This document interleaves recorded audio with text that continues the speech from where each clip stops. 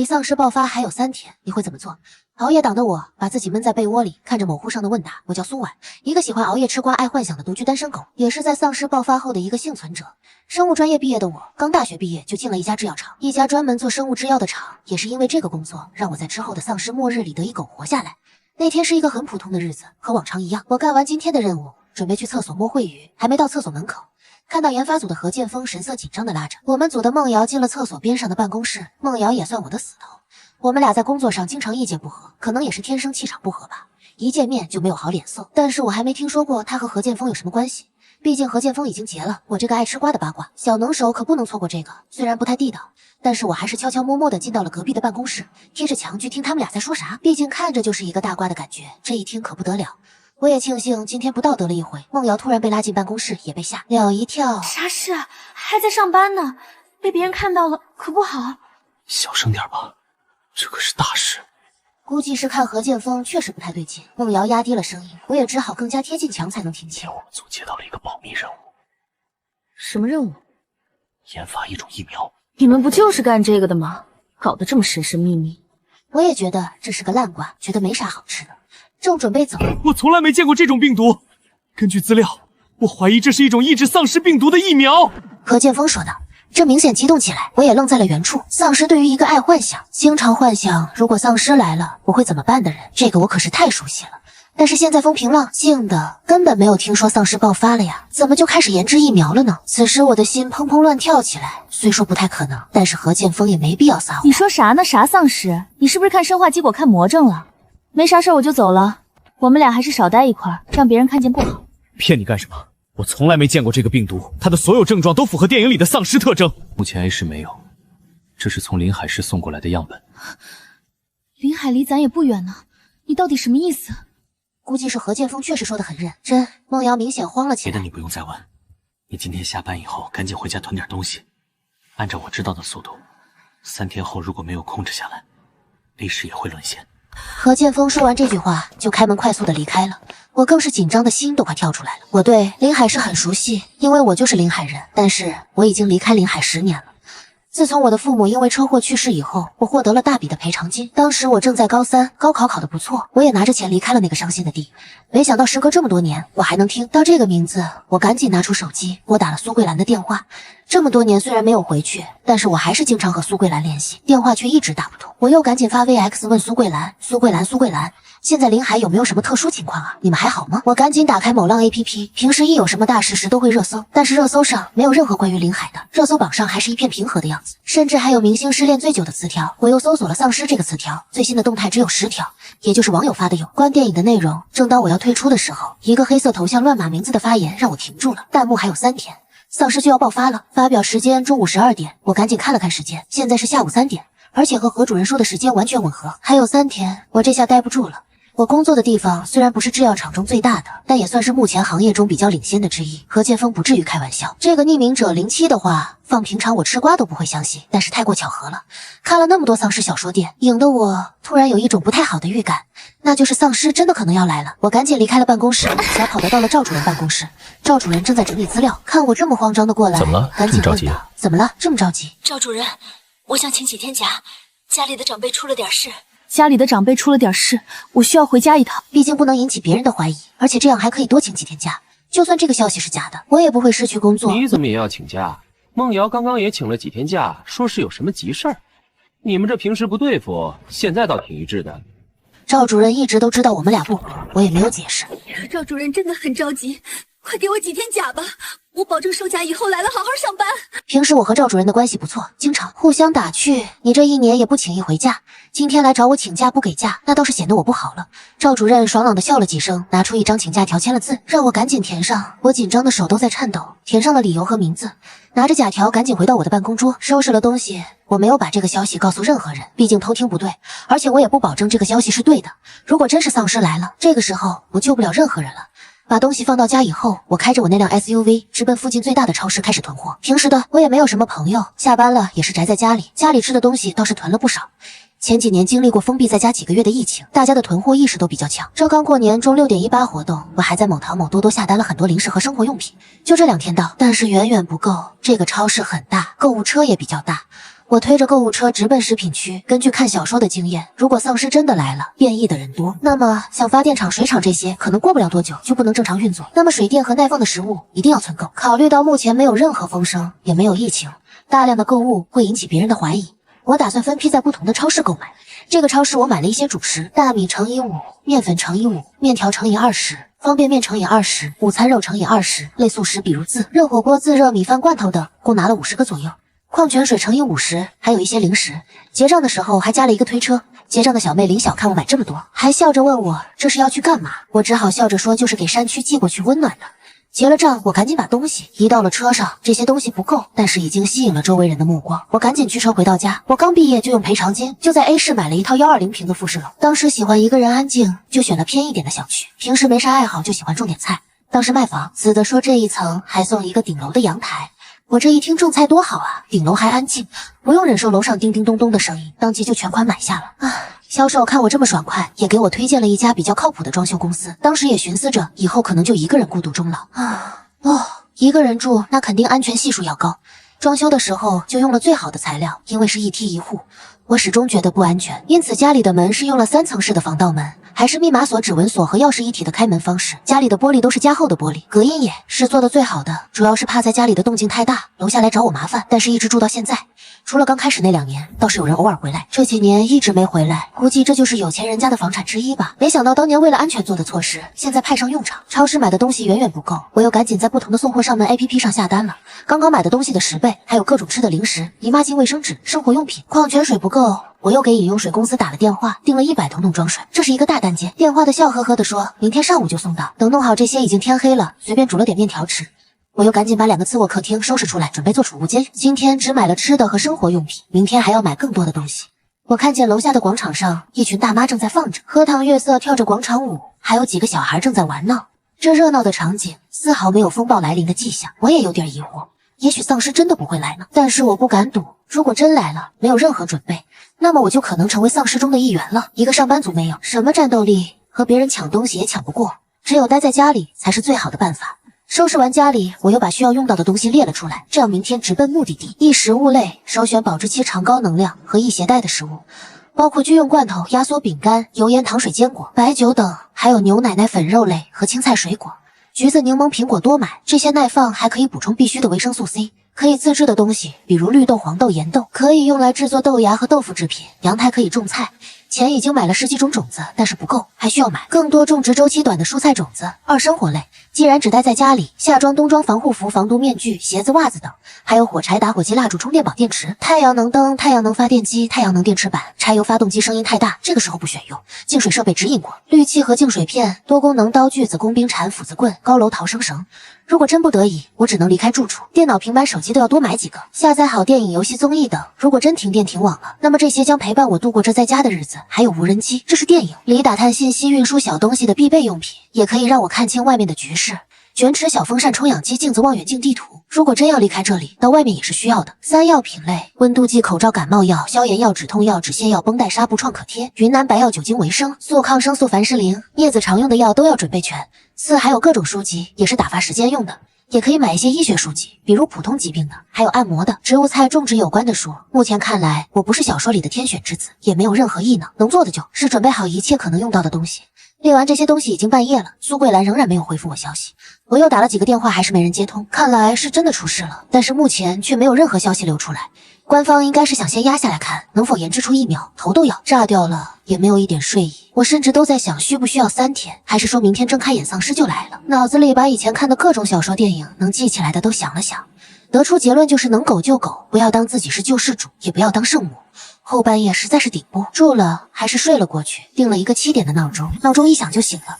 放往常赖个10分钟不会起床，打开手机第一时间还是去网上搜索有没有关于丧尸爆发的新闻，依然没有。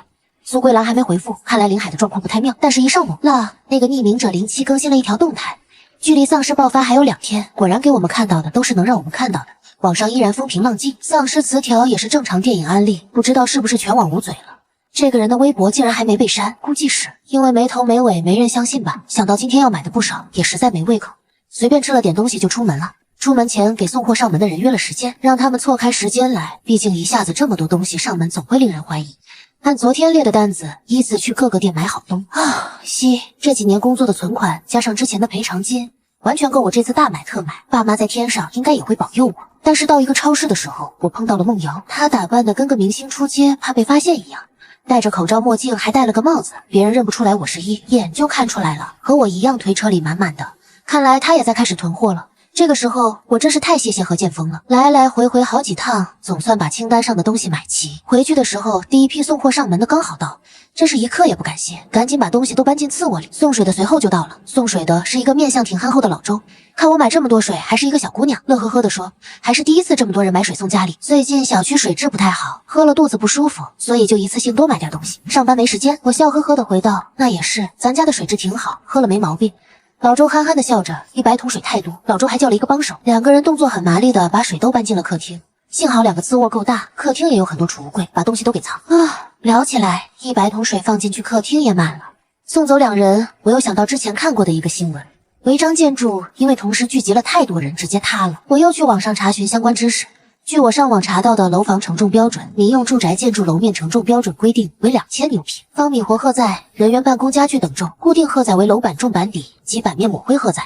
根据设计板厚不同，一般多在100至200毫米范围，大约在3.5至6.0千每平方米，约350至600公斤每平方米，合计约为5.5至8.0千牛平方米，约550至800公斤每平方米。由于施工时水泥等材料一般有安全余度，设计师钢筋也多有偏高倾向，所以实际承载能力可能略高于设计承载能力。担心这么多水集中到客厅地板承重能力不够，我又将一部分的水分开放在各个屋里的角落里。我很庆幸当时选择了这个顶楼，还带了一个顶楼阳台可以种菜，甚至我连卧室外面的小阳台也种了菜。5月份种的菜现在已经开花结果了，本来只是当绿植养，没想到现在起了作用，阳台的蔬菜也不少，开始结果了。这样就算一直待在家里，也有新鲜的蔬菜吃。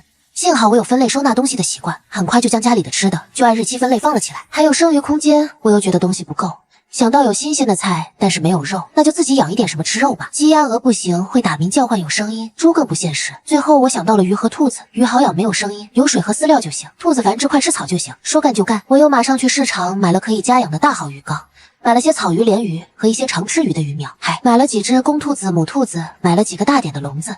最后去饲料店又一样买了几十袋饲料和草料搬回家里。按说明书把鱼缸都组装好放客厅后，我又把太阳能发电机抬到阳台组装好，直接连上了鱼缸，刚好测试一下太阳能发电机好不好用，这样就算后面停电了还能持续供氧，这可是未来我隔离在家肉的来源啊。兔子挺活泼，凉凉喜欢凑一块，白白的还挺可爱，看得我都有点不忍心吃了。后面再说吧，毕竟人活下来才是最重要的。晚上8点，外面广场舞又开，屎跳了。VX 的铃声突然响起，是苏桂兰。我立刻点进对话框，苏婉，我们现在还好，都在家里呢，就是网不太好，断断续续的。你那里有事吗？没事，苏桂兰，你们那到底怎么了？我们也不清楚，就一直让在家里，和之前疫情一样居家隔离。前段时间一个医院突然封了起来，我听隔壁阿姨说是突然有人发狂咬伤几个人，李阿姨的女儿在那工作还没回来呢。这不社区发通知说最近什么类似狂犬病的病毒流行，让我们待在家里。类似狂犬病会咬人，那看来确实很有可能是丧尸。你们吃得够吗？那你们好好待在家里别出去，看来是挺严重的。苏婉你就可得意坏了，她被之前疫情吓得随时都囤着吃的。你们那有出现这种情况吗？我没敢说实话，既然苏桂兰囤够吃的了，我也不担心了。没有苏桂兰不用担心，你们好好在家，别人要是来了别开门，这病毒也不知道怎么传播，你们别感染了。放心吧苏婉，你自己好好照顾自己。看来临海情况确实不容乐观，网不好，估计也是怕消息传出去，隔离在家确实是个好办法，就是不知道现在到底发展到哪一步了。既然已经让药厂悄悄地做疫苗了，按道理应该控制得下来，但是万一呢？不怕万一就怕1万，还是做好完全准备吧。知道苏桂兰那边安全我又开始焦虑自己了。疫苗研发还需要一段时间，但是还有2天已经来不及了。将家里又查看了一遍，还是觉得哪都不够，又开车出门去购物，换了一个超市。这次看到又有几个人开始囤货了，看来还是有一部分人知道点啥。我混在里面买那么多也不醒目，赶紧又拿了自己喜欢吃的零食和速冻食品。这次没有快速的回家，我开着车沿着附近的超市一个个看过去，真有10来个几个人一起的往车上搬东西的，看来也是买了不少。临海那边我已经联系上了，消息应该也散发出去了。有了之前疫情的经历，大家有点风吹草动就开始囤粮，这是好的，至少丧尸真的来了，幸存下来的人会更多。回到小区的时候，也看到有几家全家出动搬东西的。这个小区还没有住满，毕竟偏僻，多数是养老的爷爷奶奶住。年轻时经历过没饭吃的饥荒年代，家家都习惯囤点吃的，我也不太担心了。毕竟这个小区的爷爷奶奶还是挺慈祥，平常还打打招呼。这一趟家里是差不多填满了。除了床和过道都是堆放的物资，距离病毒扩散到 A 市还有1天，我可以休息一下了。996上久了，体力大不如从前。这2天搬上搬下的，一歇下来就感觉到腰酸背痛了，这可不行。真和丧尸面对面了一点，腹肌之力也没。说着，又在某东下单了一个跑步机和一些健身器材。希望明天能快点送到吧。想着自己已经做好准备，终于可以躺平在家了。我心情很好的煮了一碗火鸡面，加了芝士火腿肠，美美的吃了一顿，生怕错过什么消息。我在几个社交平台上来回窜。已经8点了，今天晚上确实有点不一样了。已经有一些账号开始发布一些动态，说某地发生什么咬人事件。看网上传播的视频，确实像狂犬病发作一下，发病的人逮着人就咬。但是视频很快下架，动态也被删除，还是我一直刷新才没有错过。现在还不知道这病毒的传播方式和具体症状，但是在制药厂这么久见过不少病毒，小说电影只是大家的幻想，现实不一定是那样。还好我已经买了各种防毒面具、防护服、口罩。如果是通过空气传播，那家里不能一直不开窗，还买了换气装置、制氧机，赶紧起涉案说明书组装起来。如果是接触性的传播，那不出门是最好的办法。组装不难，很快就组装好了，连上了太阳能发电机。昨天鱼缸连上了，看来很好用，只要天气好就不会缺电，还有储电功能，就算下雨也可以用。阳台很高，只要不是我，人机航拍就不会有人发现种了菜。我还买了好几个大的储水桶，就算家里的水喝完了，依然可以接雨水用。买回来的手机、平板电脑赶紧连上 WiFi。下载了各种电影、综艺、游戏，没有这些可打发不了时间。甚至我还买了好几个便携的移动 WiFi，如果后续停电了，还能坚持一段时间。收音机也很重要，疫情网络不发达的时候，还通过这个传递消息。真到了网络全停的时候，这就是唯一的信息传播方式了。WiFi 很快要下载的都下载完了，看着家里满满的吃的、喝的、用的，还有这些打发时间的，感觉就算末日来了，待在家一辈子也可以。这个晚上睡得格外的好，毕竟能做的都做了，剩下的只有躺平在家了吧。第2天睡到自然醒，外面的大太阳照进来，感觉一切都还是以前的模样，就是不知道这种日子今天过后还在不在了。不过看到这太阳，让我想起了必须装上不透光的窗帘啊。外面一看就看到家里这么多物资了，还好之前买东西的时候买了加厚的遮光布，赶紧吃完饭安装起来，装上遮光布，家里一下子暗了下来。阳台上的菜要是长期见不到阳光，估计没有天台上的长得好。但是没办法了，现在保命重要。往广场看去，今天是周日，很多都放假在家带着小孩在小区里玩耍，很多大爷大妈也在散步。这个时候我也保不了其他人了，只能自求多福了。没想到还能过上躺平的生活。我躺在床上吃着零食，还从笼子里抓了一只最可爱的兔子，它呆呆地吃着我放在食盆里的零食，这可爱的模样我都不忍心吃了。这也算未来陪我待一块的除了鱼以外的活物了。就这样玩着手机看着网上的动态，昨天那样的视频也越来越多。网上也开始有人发表丧尸来了的言论，但是大部分人还是不相信，回复着不传谣不造谣，这是开玩笑的吧一类的。不管是不是谣言，总有一部分人敏锐力强，未雨绸缪的开始囤货，毕竟机会都是给有准备的人，活着的机会也是。这个时候突然庆幸没有什么家人朋友，不用担心别人的安危。虽然一个人会有点孤独，但是这么多年也过来了，宅在家就宅在家吧，想着想着就睡着了。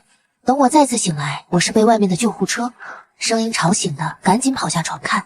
距离太远，一个600度近视的我只能看到有一群姿势怪异的人，我赶紧拿来望远镜。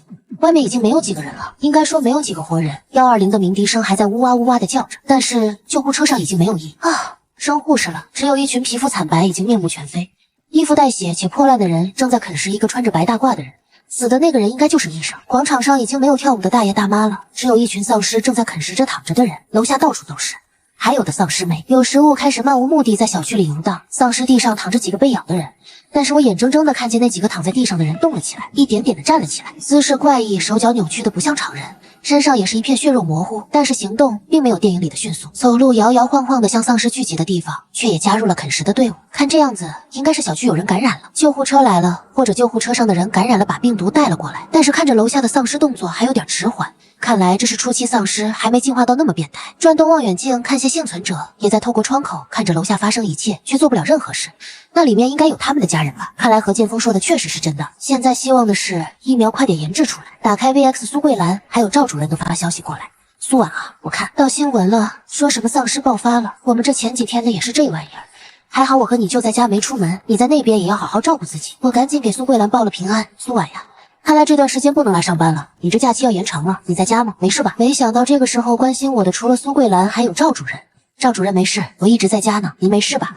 赵主任的消息很快就回复过来，没事，今天刚好是我休息，没事就好。不知道赵主任提前得知消息没有？毕竟如果不是何剑锋，可能我现在才知道丧尸爆发了，没有任何准备的，我又能活多久？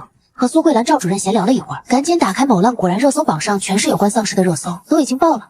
第一条就是丧尸来了，点进去一看，广场上全是各地人发的有关丧尸的图片和视频，看着比我们小区的严重很多，也让我更加看清了丧尸的样貌。小说电影里描写的不完全一样，眼睛不是变成白色，而是眼白充血，瞳孔变大，眼神涣散，脸上的静脉血管突出，像一道道青筋遍布全脸，延伸至脖子。有些看，这外表没伤的走路姿势还算正常，只是有点不稳，晃来晃去。严重的受到啃食，不是缺胳膊就是少腿，走路比较扭曲奇怪，甚至能做到专业舞蹈演员一样高难度的动作。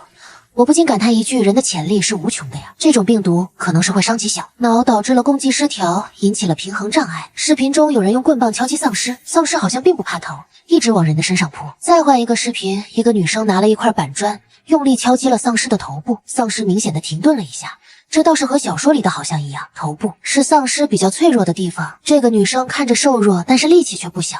2、3下的把丧尸的头砸了一个坑，白色的脑浆都溢出来，丧尸一下失去了动作，倒在了地上。看来打击丧尸头部确实是杀死丧尸的一个好办法。一连刷了很多视频，林海和室中间隔的避世好像更严重一点。我住的这个小区里的丧尸明显行动没有林海避世的快，看来丧尸也在逐步进化中。网络上在发酵小区群里也炸开了锅，弹幕楼下什么情况？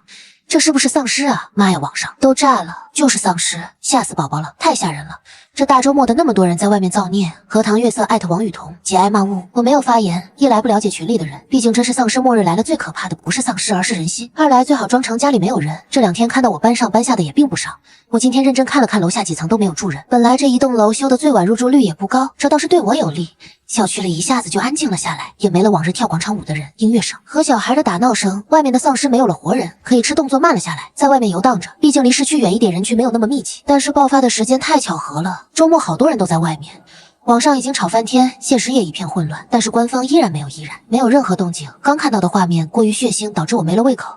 晚上就随便煮了点吃的，正打开游戏玩了2把，看到群里又开始叮叮的发消息，弹幕2号楼、3楼是不是进丧尸了？哐哐的砸门。卧槽，下面的单元门不是关着的吗？这也能进来？虽然这个小区偏僻，但是修建使用的材料也不错，小区门也挺结实，不是从单元门进的，那就是楼里有感染者。果然群里炸锅了，不是外面进来的，那就是家里的。楼内不安全了，群里顿时没有了消息，都去查看自家情况，是否是家里人被感染了。我赶紧搜索 A 市的丧尸是从摩尔广场开始，那里客流量大。昨天中午的时候发生骚乱，几个人撕咬在一起，救护车很快过去，但是已经有很多人感染。现场乱成一团，警察过去使用了枪支，等才压了下去，但是已经很多人逃离了现场，不知道有多少被咬了感染的人。那个时候我正在呼呼大睡，看来小区里已经有感染潜伏者了，不知道是通过唾液血液传播，还是也可以通过空气传播了。家里已经关得严严实实，制氧机也开始工作，我倒不担心通过血液传播，毕竟也没有实际的接触。突然2号楼传来几声尖叫，我赶紧凑到窗户边上，掀开遮光布的一角望去。2号楼灯也打开了不少，但是隔着玻璃和墙并不能看到什么。家里隔音效果不错，听到的声音不大，不知现在什么情况。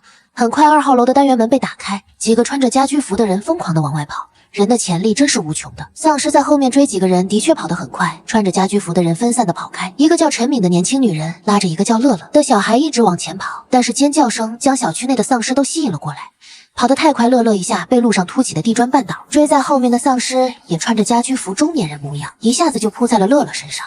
陈敏顾不得自己，赶紧回头准备拉起乐乐，但是男的力气毕竟比较大，何况是已经变成丧尸的男人，一口咬在乐乐的身上，乐乐顿时大哭起来，陈敏也哭着和男人抢着乐乐。很快乐乐就没有了声响，丧尸也已经将他们都围住。男人将乐乐扔在了地上，扑向陈敏，陈敏正痛哭流涕地拍打着地上的乐乐，企图将乐乐拍醒。但是男人一口咬在了陈敏的脖子上，不一会儿陈敏也咽气了。周围的丧尸很快聚集了过来，将陈敏和乐乐分食。分开跑的其他人也很快被丧尸追上，死在了他们口中。陈敏却突然站了起来，我想这种应该就是感染后立即变异的。接下来的画面实在过于血腥，我放下遮光布回到床上。我生性冷淡，父母去世后更是独来独往。读书时解剖课常常都是最快完成，但是人在眼前互相残杀，故时还是看着令人作呕。很快那群丧尸就散开继续游荡，2号楼又恢复了安静，灯也都灭了，群里也没有了任何消息。现在大家都怕家里的人突然变异吧，还好我是一个人，有时候省了不少麻烦。家里静悄悄的，偶尔有鱼尾巴摆动拍击水的声音。兔子就是吃货一直在那儿里嚼着提摩西草，至少我不是一个人，还有他们的陪伴。今天是丧尸爆发的第1天，往日我没有写日记的习惯，但是现在想打发时间，我又翻开了一个笔记本。手机会有没电的一天，但是纸质版却可以放很久，所以我记录下了我在丧尸末日中的生活。如果我哪一天真的变成了丧尸，有人发现了这本日记，这也算是我活在工作上的每一个字都原样保留这个世界上留下的痕迹了。2025年6月29日晴，今天是丧尸爆发的第一天。多亏何剑锋前3天我已经囤够了大量的物资，家里的蔬菜也在结果中。合理运用的话，我可以一个人待在家3、4年左右。小区虽然有大量的丧尸，但是目前水电网正常。今天我虽然已经睡了一觉，但是晚上目睹的一切还是让我没有了玩游戏的心情。早早地上床睡觉，不用上班以后也不需要定闹钟早起。家里拉着遮光帘也感受不到阳光，我直接睡到自然醒。打开手机开始浏览今天的新闻，市政府一早发了一个通知，让大家囤点粮食，待在家里不要外出。相信政府一定会控制下来保护大家，这一看就是稳住大家的话。如果真的能快速控制下来，就不会从临海扩散到 A 市了。工作群除了昨天发布了一个停工通知，也没有了任何消息。不知道疫苗研发的如何，某浪上还有发着各种求助消息，但是现在大家自身难保，不像以前地震水灾什么的，大家还可以捐钱捐物，现在拿钱也买不到东西。超市估计已经被抢劫一空了，物资更别说，很多人都缺。有时候人的冷漠并不是真的冷漠，前提是先保障自己的安全。没有发现什么有用的消息，我打开冰箱，拿出手抓饼，开始做我的早餐。想想之前早起上班的时候都来不及做饭，只能买公司门口的包子吃，突然觉得现在的日子也不错，不用工作，想干什么就干什么。因为家里封闭，我还专门买了一个油烟过滤器，噪音小，隔着墙也听不见。手抓饼在平底锅中已经煎得作响，打上一个鸡蛋，用铲子抹平，放上黄瓜丝、火腿、辣椒酱。2片生菜叶子用铲子裹好盛到盘子里，虽然不常做饭，但是看着还是挺不错。又冲了一杯豆奶，打开之前没看完的综艺，边吃边看。刚吃完早餐，我又躺回了床上，这吃了就躺的日子还真挺不错。我打了一个嗝，感叹道：电脑桌放在床上，打开电脑又开始了王者对战，但是今天上线的人少了很多，经常一起玩的头像也都灰着。虽然素未谋面，但是经常一起玩游戏，我还是希望他们都能平安。玩到中午，掀开遮光布，外面太阳很大，楼下的丧尸行动更慢了一点，看来他们还会受光照的影响，没有变多的样子。我放心的去做午饭了，绿叶菜在冰箱里也放不了多久。中午那就炒一个鸡蛋菠菜，炒一个青椒肉丝的。爸，看到菠菜让我想起了童年回忆，《还珠格格》里的白嘴绿鹦哥真的很形象。A 市是一个喜欢吃辣的城市，青椒炒肉丝这道菜母亲以前经常炒，很下饭。以前上班做饭少，现在有的是时间研究吃的。不是我自夸，看来我还是有点做饭天赋的。吃了2大碗米饭，我又满血复活。休息了1个点，我开始在跑步机上慢跑，这才跑几分钟，又开始气喘吁吁了。这更加坚定我坚持锻炼的决心。这要真是丧尸追上来，还没有跑2步就给咔嚓了。跑了半个点，实在守不住，我趁着现在还没有停水，赶紧去洗了个澡。鱼缸里的鱼有加氧气，活得挺自在。撒了几把鱼饲料，小鱼都游了过来，这储备粮真是不错。兔子笼子下垫了垫子，这2天都没收拾，已经堆满了粪便，尿也被粑粑吸收了。刚好可以做种的菜的有机肥，我用铲子将几个笼子的粪便收集起来，放在了天台上的发酵桶里。一梯一户虽然已经比较安全，但是坐电梯也可能会上来。我拿着工具打开了操纵箱，把28层以上电梯按钮的线都拔了，这样外面看不出来。就算有人有办法到达起，他楼层也按不通28楼以上的按钮。我在32楼就更加安全，一梯一户仍然有消防通道，我就把28楼以上的通道门都反锁上。这个小区修建时用的材料都挺不错，通道门也很厚实。从里面反锁，想从外面撞开也难。这下顶上几楼与楼下完全隔开，这下真的是丧尸在下，我在上了。好没上演丧尸围城。楼下的丧尸还在漫无目的乱晃，天太热，虽然开着空调，但是家里还是太闷，没啥胃口。晚上就拌了一个皮蛋豆腐，煮了一个稀饭将就吃。正吃着饭，楼下一阵嘈杂声，一群开着摩托，看着就像小混混的人大摇大摆的进了小区。一起的还有一个叫红毛的女孩子，染着红色的头发，穿着暴露的短裙。外面都是丧尸，他们不怕吗？果不其然，因为他们的出现，摩托车响声将小区里游荡的丧尸都吸引了过来。为首的那个人拿着棍棒直接冲上去猛敲丧尸的头，这一击可真用力，直接将丧尸爆头。后面的男女也不甘示弱，开始与丧尸打斗起来。看来他们有杀丧尸的经验。很快一个人发现2号楼的单元门没锁，一群人冲了上去，关上了单元门。这群人兴奋地开始欢呼，就像一群亡命之徒。A 市人口密集，今天看最新动态，这里很多人都已经被感染变异成丧尸了，估计资源已经被幸存者抢夺一空。这群小混混模样的，估计就是来抢夺资源的。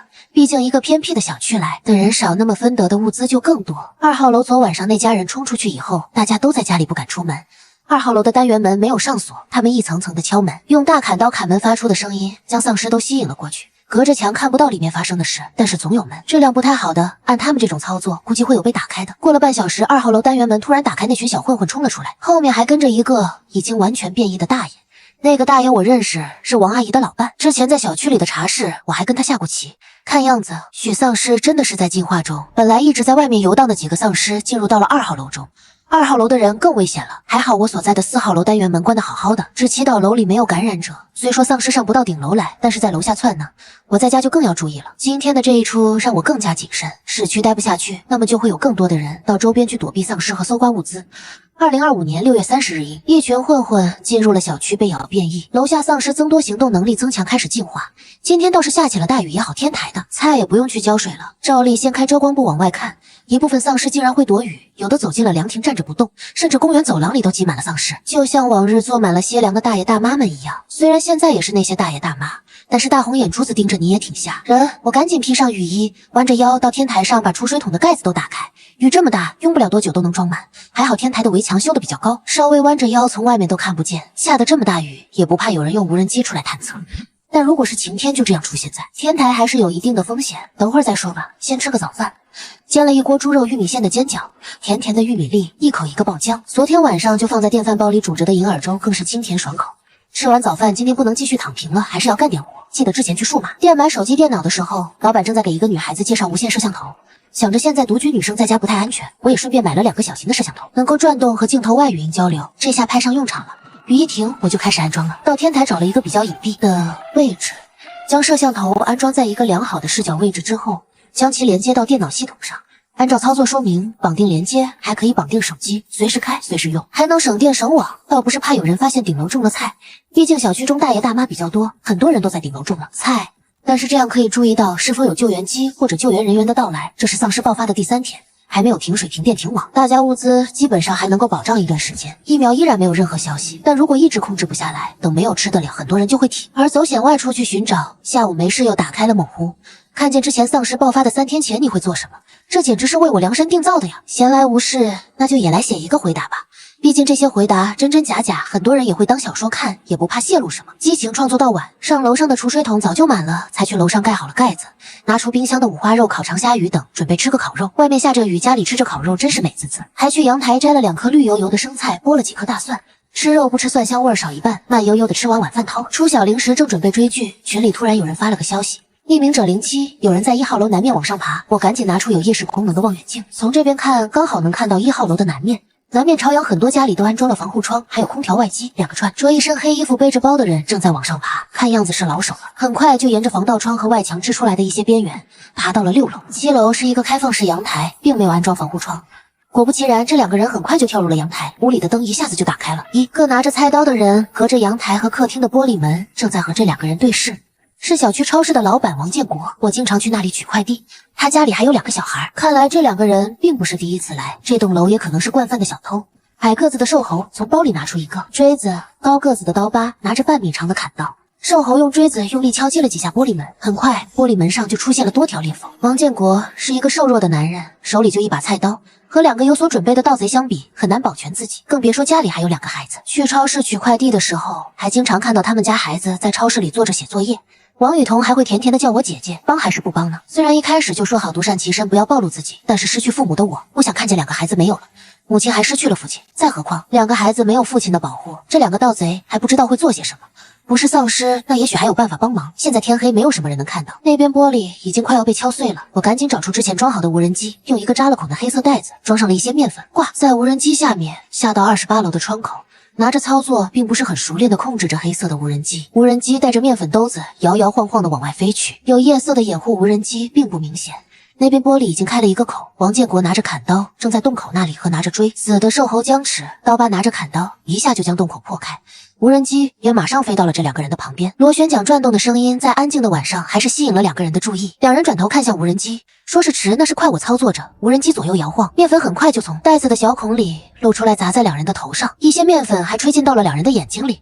2个人都揉着眼睛。王建国一看来是有人帮助，马上就从门里出来，拿菜刀砍向瘦猴。正在揉眼睛的瘦猴是没反应过来，王建国的刀已经砍在了他的肩膀上。刀疤一下反应过来，拿着砍刀就往王建国身上砍。王建国一下反应过来，侧身一躲，躲过了刀疤一刀。我也继续操控着无人机，继续向2个人身上撒着面粉。王建国戴着眼镜部分飞向他眼睛的面粉都隔在了眼睛外。两个男人都被面粉随时糊着眼睛，一下子就弱势了起来。王建国则是用刀砍伤了刀疤的手臂，手里的砍刀一下子掉了下来。此时，王建国的10来岁大女儿王雨桐也拿着一根拖布棍跑了过来。虽然害怕，但是看见爸爸一个人在外面，还是勇敢的来帮助爸。爸，他个子不高，用拖把专攻两个人的腿，无章法的乱敲。王建国也趁机将两个人逼到了阳台边上。楼上的打斗声很快就将楼下的丧尸吸引了过来，围在楼下。王建国和王雨桐直接将刀疤推了下去。丧尸一下就扑在了刀疤身上，很快声惨叫过后就没有了声音。瘦猴明显害怕了，准备向王建国求饶，但是外面都是丧尸，想要保护家人，那就不能放过他。受了伤的瘦猴再怎么挣扎也没有用，王建国一下子将他也推了下去，很快也没有了声响。王建国赶紧搂着害怕的王雨桐进入房间，进去之前还朝无人机的方向点了点头，表示感谢。屋子里的灯也马上熄灭了，我也控制着无人机飞了回来。后面想想，今天还是有点冲动，如果有人看见是从28楼飞出去的呢？以后要更加谨慎行事了。2025年7月1日，小区第2次有人闯入，已经不止丧尸吃人，人杀丧尸，因为资源人已经开始杀人了。平静的过了几天，小区也没有人再进来。我在家除了吃就是睡，还有就是玩的电子产品。8天的时候，我正在刷牙，嘴里还都是泡沫接水，发现水流变小了，我赶紧漱完口，把家里大大小小的盆都去接满了水。果然不了一会儿，水就彻底的停了。我赶紧把家里需要充电的都赶紧充上电，水一停，那电应该也就快了。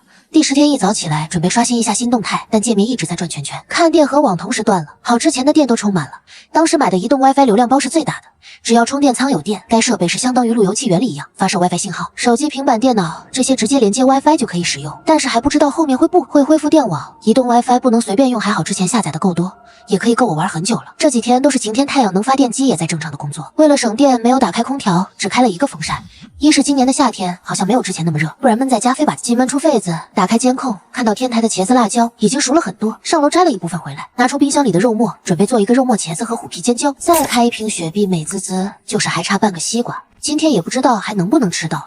楼下的丧尸一直没有吃到食物，有一部分已经离开了小区。天黑的时候，有人摸黑开着车离开了小区，看来已经有人的吃的不够了，不然也不会铤而走险离开这里。睡前还是连上网看了看最新动态，不止周围的几个城市，京市也沦陷了，军队也有很多被赶，染京市都快控制不住了，更别说 A 市这个3线城市。市政府也新发了一个通知，说会有救援物资空投，明天上午就会空投下来，那就静静的等明天吧。果然，第2天上午的时候，外面有直升飞机的声音，飞机上穿着防护服的人往下扔着一个个盒子，盒子上有小降落伞，很快就飘到了小区各个地方。但是大白天外面丧尸还在游荡，没有人敢出来捡物资。不过看盒子不大，里面的食物应该也维持不了几天。我这里物资还是满满的，倒是不缺，但是已经有人坚持不住了。晚上丧尸的行动会更加迟缓，不少人大起胆子捡回了盒子。早上起来的时候，地上已经没有了空投物资了。长期住在家里不下楼，如何处理垃圾就很重要了。我把能够做肥料的都堆在了发酵桶里，发酵以后就可以去施肥。干垃圾用大垃圾袋装好，湿垃圾与活性炭混合好后装在一起。但是夏天不管怎么处理，过几天后都会有一些味道。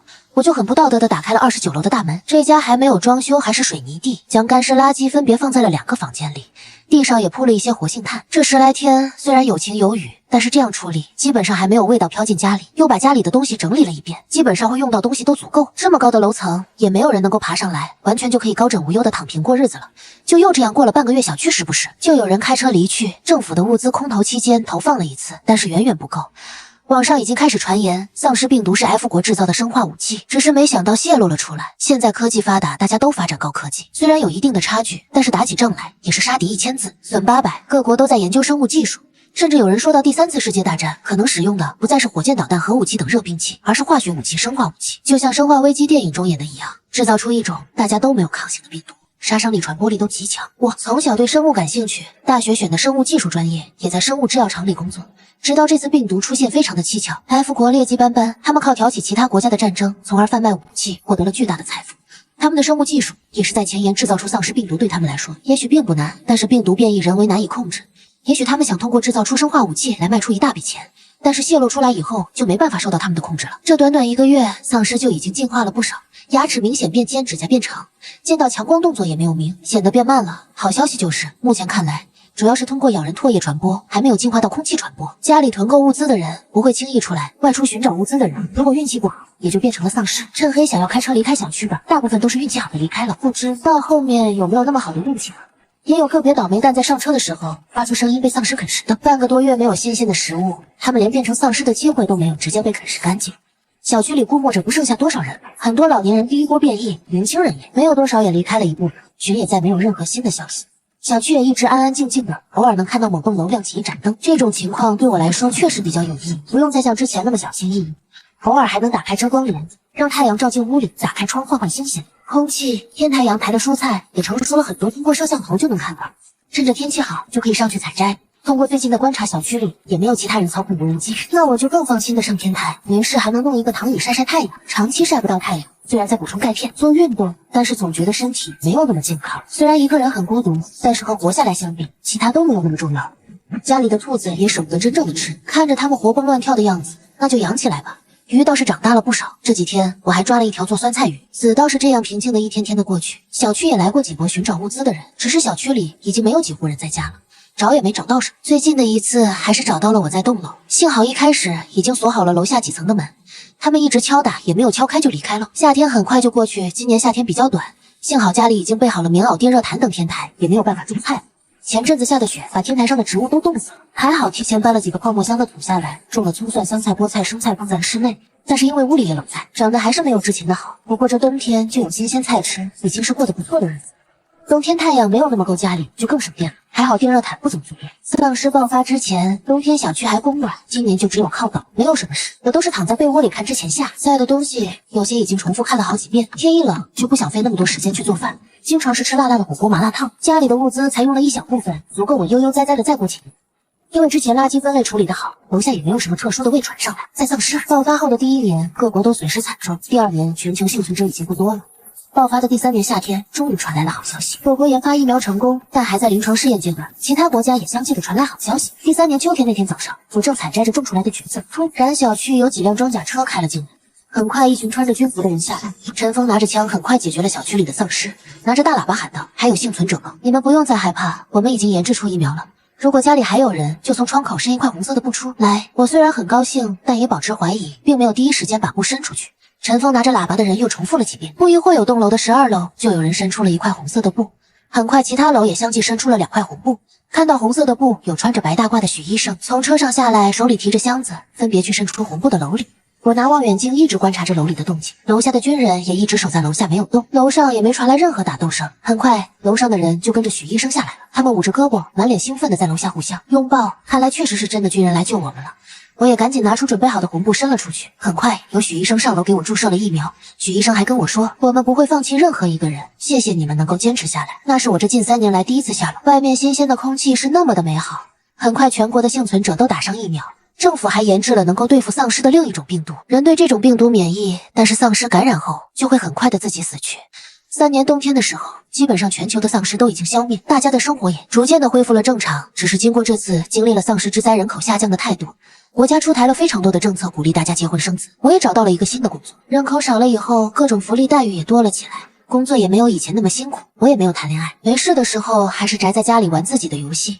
丧尸后的第7年，我辞去工作，准备去各国旅游了。曾经觉得生活也就那么过去了，但是现在有了更多的时间，我想去环球旅游，看看不同的风景。那在家的几年让我明白，趁着我们还活，着早点去做自己想做的事吧。第10年，我认识了一个能聊得来的朋友，我们一起结伴旅游，去看了很多美丽的风景。生活还在继续，我的爱也来了。